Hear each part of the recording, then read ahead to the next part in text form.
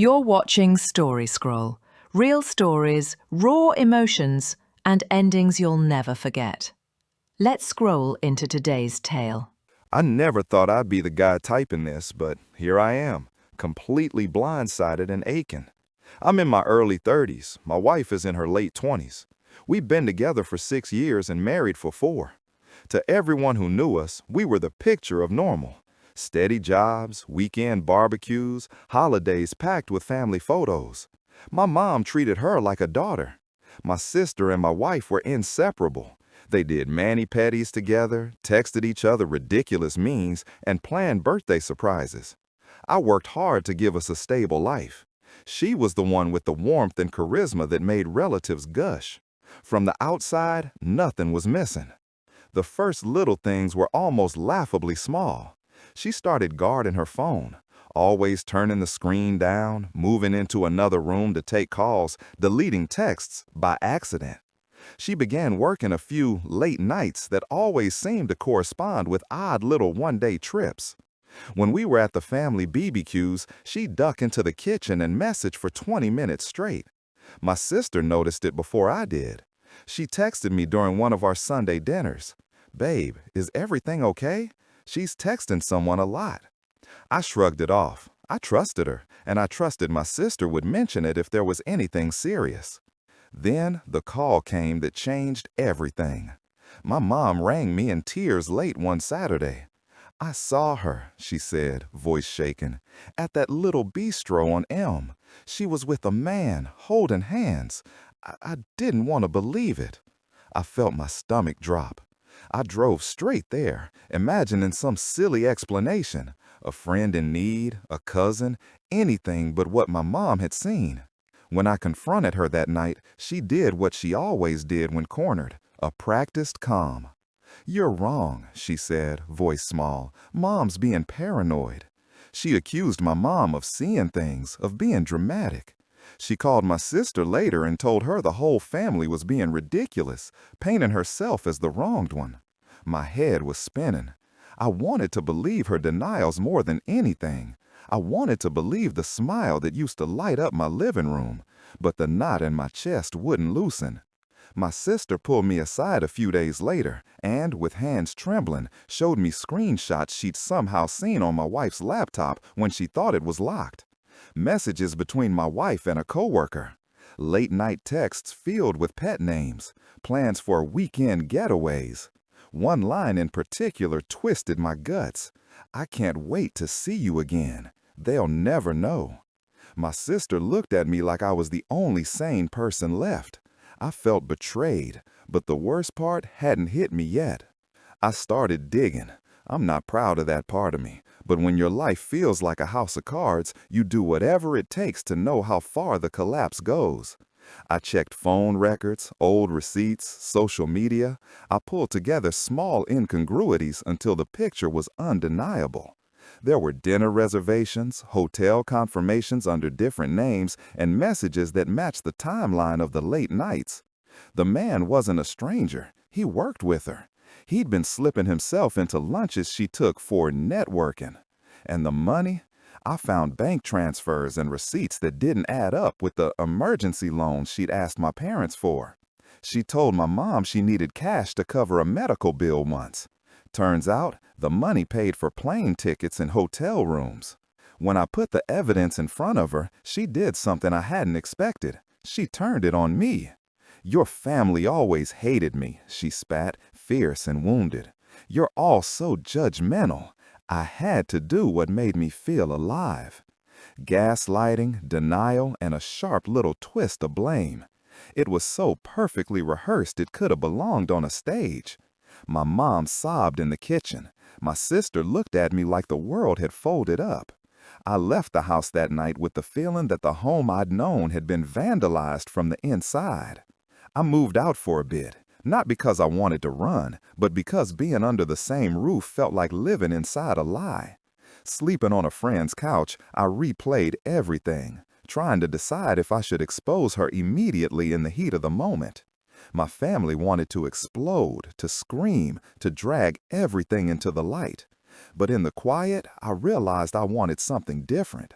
Not a messy, self-destructive blow-up, but a measured, undeniable truth that left no room for the pathetic, sympathetic role she started to play so well. I wanted something poetic, a reckoning that matched how completely she'd betrayed us all. So I started to plan. Not because I enjoy scheming, I don't, but because she had turned my family's love into a tool she wielded like armor. She'd been playing everyone, collecting sympathy when convenient, stealing money when desperate, and laughing in private. If she wanted to play games with my family, she was about to find out I don't play fair. I won't lie and say this is about getting even. Part of me wants her to feel the same humiliation and loss she handed out so casually. Part of me, the part that reads the way her messages talked of never getting caught, wanted her plans exposed in a way that left no plausible deniability. My sister and my mom have quietly backed me up. They want to make sure the truth is known too. We've gathered screenshots, bank records, timestamps, all the things that make a story undeniable. I'm not a vindictive man by nature. I'm tired more than anything. Tired of being lied to, tired of pretending the world is as it appears in family photos. I don't know what comes next for me, whether divorce papers will be painful or mercifully straightforward, whether therapy will fix the hollow spots. But I do know this. I won't let her rewrite the narrative of my family's love. She broke a lot, but she also cleared space. If she wanted to play games with my family, she was about to find out I don't play fair. Update 1. It's been a few weeks since I found out everything, and I've had time to think, really think. Rage was my first instinct, but rage fades. What stays is purpose. I decided that if she was going to tear my family apart with lies, I'd make sure she faced the truth in front of every person she'd deceived. I didn't want to scream. I wanted quiet, undeniable justice. So I did the hardest thing I've ever done. I acted like nothing happened. I pretended to believe her apologies and promises to fix things. She cried, begged, and told me she didn't know what came over her. I gave her a weak smile and said maybe we could start over. I moved back into the house, not because I forgave her, but because I needed proximity to finish what I'd started. I played the role of the forgiving husband perfectly. Every morning, I brought her coffee. Every night, I told her I loved her. She started to relax. The guilt she had weaponized began to fade, replaced with smug confidence. That's when I began collecting. Screenshots of her texts, photos from her cloud account, bank statements that showed transfers to her affair partner's account. I even found the messages she'd sent my sister months ago, the ones where she bragged about tricking the whole family and called my mom a gullible old woman. Those messages hurt more than the cheating. My sister and mom were the only ones who knew what I was planning. They didn't try to stop me. They wanted her exposed just as much as I did. We spent nights quietly gathering evidence, labeling folders, making sure every message was timestamped. My mom said softly one night, "She didn't just cheat on you. She used our love to hide it." That was all the motivation I needed. Then fate handed me the perfect stage. She came home one evening, smiling like the woman I used to know, and said she wanted to host a family dinner, a fresh start. She said she'd invite my mom and sister, her parents, and maybe a few close friends. She wanted everyone to see we were okay again. I nodded, hiding my grin behind a sip of coffee. This was it, the perfect opportunity. The Last Supper, in a way. It got even better. 2 days later, she told me she was also up for a big promotion at work, a senior manager position, and that her boss might stop by the dinner for a quick toast.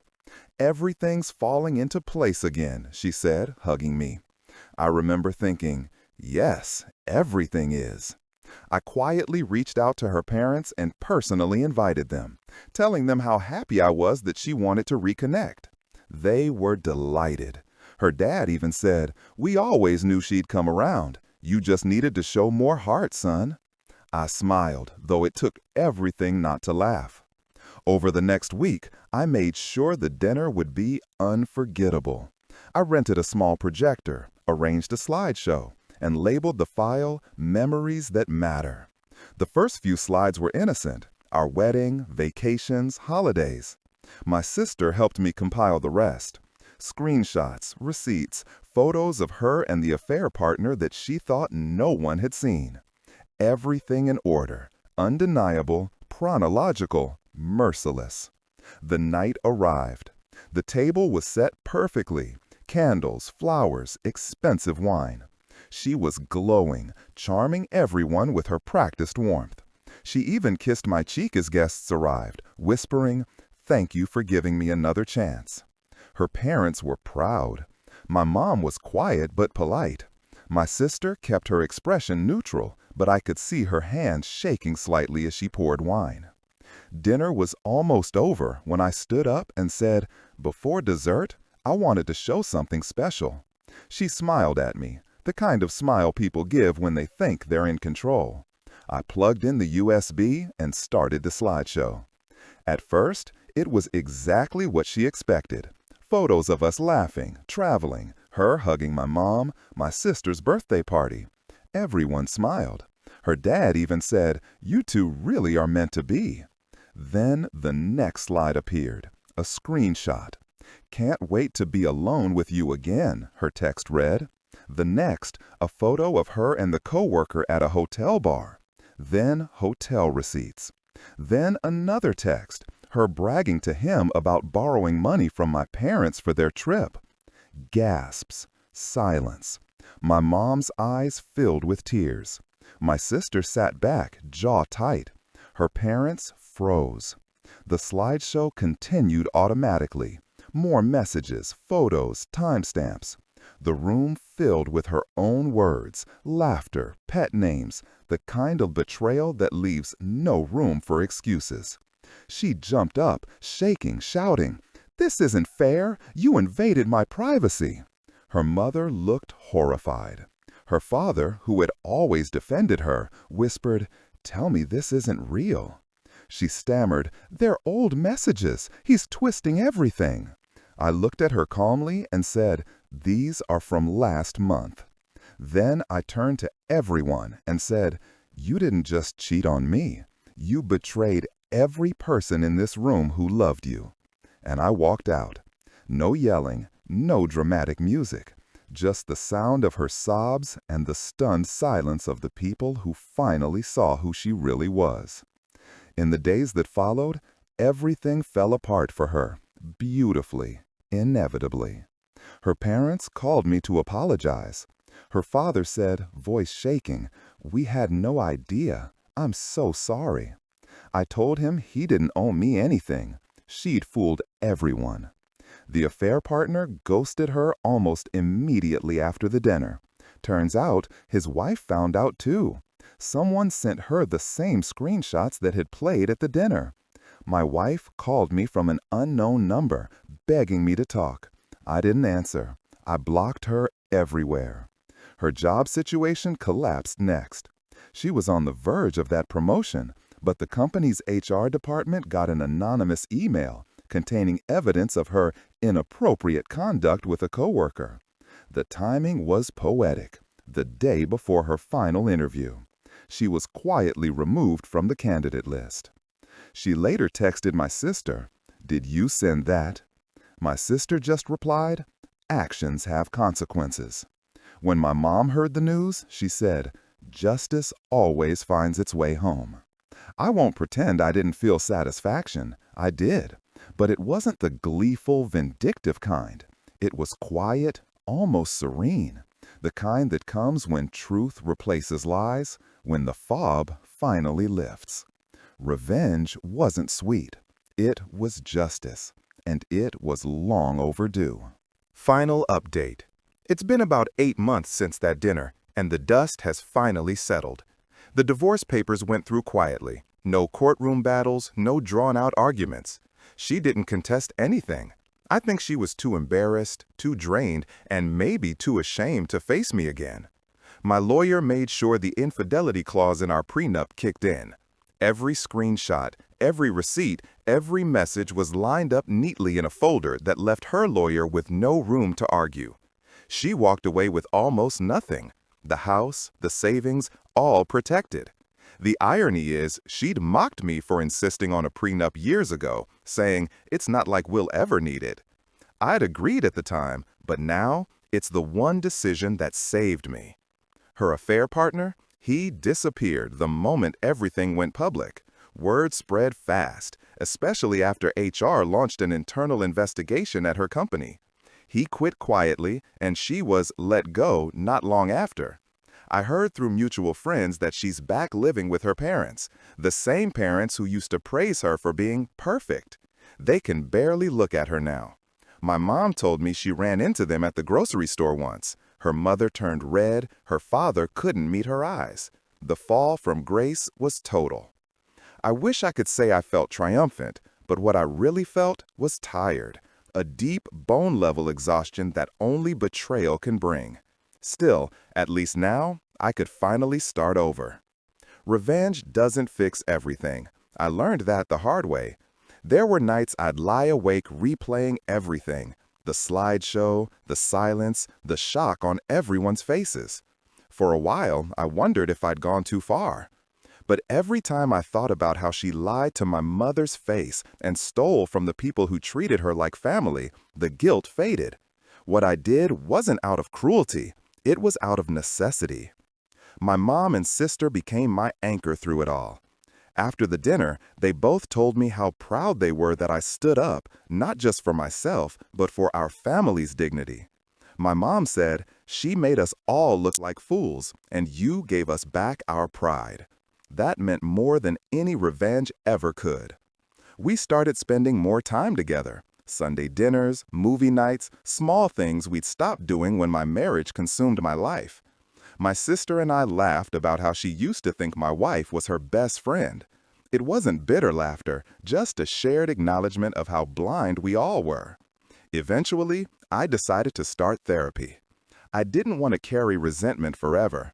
My therapist told me something that stuck. Closure isn't what they give you, it's what you create for yourself. And that's exactly what I did. I stopped checking her social media, I deleted old photos, I even boxed up the wedding album and put it away, not out of anger, but because it no longer defined me.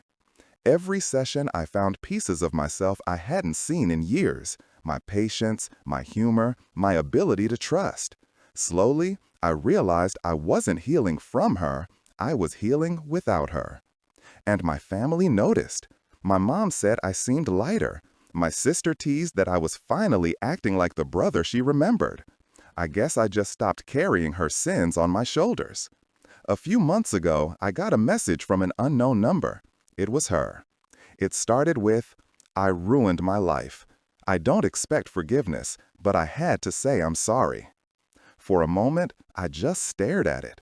There was a time when I would have written paragraphs back, demanding answers, closure, explanations, but that time was gone. I didn't need her words anymore. Instead of replying, I opened my photo gallery and posted a picture from that night's dinner. My mom, my sister, and me laughing over dessert. The caption was simple: "Loyalty runs in the family." A few mutual friends saw it and shared it. The irony wasn't lost on anyone. Within days, I heard that some of her old friends, the ones who had taken her side when I first moved out, stopped talking to her completely. The one who once thrived on admiration and attention now lived in quiet anonymity. That was her poetic justice, isolation. Not because anyone punished her, but because she finally became exactly who she was beneath the lies. I never blocked her number, but she never messaged again. Maybe she realized silence was my answer. Life feels strangely peaceful now. I wake up early, make my own coffee, and head to the gym before work. I've reconnected with friends I'd lost touch with during my marriage.